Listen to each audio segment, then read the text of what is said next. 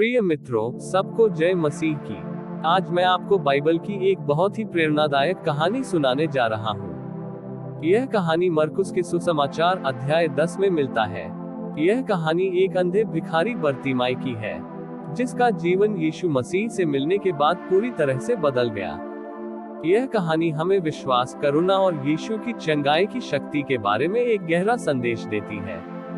प्रियो, बरतिमाई यरीहो शहर के पास सड़क के किनारे बैठा करता था और भीख मांग कर अपना गुजारा करता था। वह जन्म से अंधा था, इसलिए उसने कभी दुनिया की रोशनी नहीं देखी थी। उसकी जिंदगी अंधेरे, निराशा और दूसरों पर निर्भरता में गुजर रही थी। वह हर दिन लोगों से दया की भीख मांगता था, शायद थोड़ी सी रोटी या कुछ सिक्के मिल जाए। उसके पास खोने के लिए कुछ नहीं था, सिवाय अपनी अंधेपन और गरीबी के। एक दिन बरतिमाई ने सुना कि नासरत का यीशु उस रास्ते से गुजर रहा है।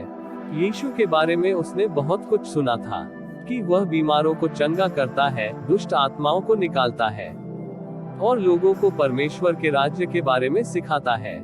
बरतिमाई के हृदय में एक छोटी सी उम्मीद की किरण जगी। शायद यीशु उसकी मदद कर सकता है।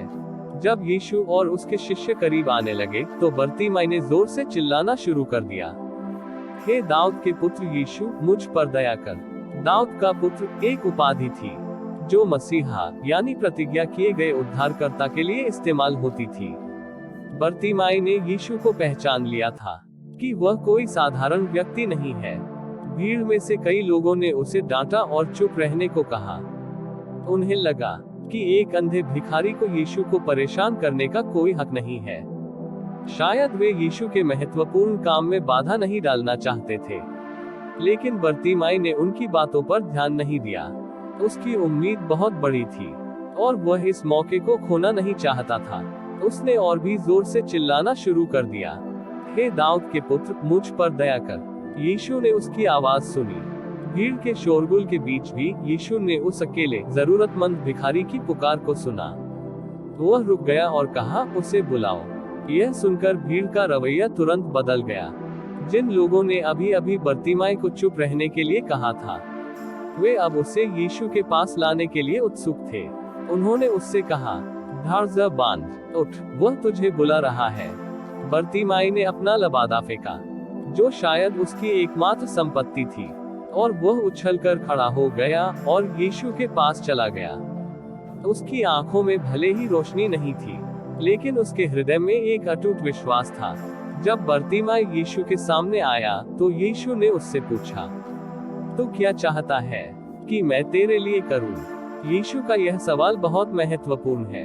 वह बरतिमाई से उसकी जरूरत के बारे में सीधे पूछ रहे थे। बरतिमाई ने बिना किसी हिचकिचाहट के उत्तर दिया, हे रब्बी, कि मैं देख सकूं। रब्बी का अर्थ है गुरु या शिक्षक। बरतिमाई जानता था कि यीशु के पास उसे ठीक करने की शक्ति है। यीशु ने उससे कहा, जा, तेरे विश्वास ने तुझे चंगा किया है। और तुरंत बरतिमाई की आंखों की रोशनी वापस आ गई। उसने पहली बार दुनिया को देखा, रंगों को देखा, लोगों के चेहरों को देखा और उस व्यक्ति को देखा जिसने उसे चंगा किया था।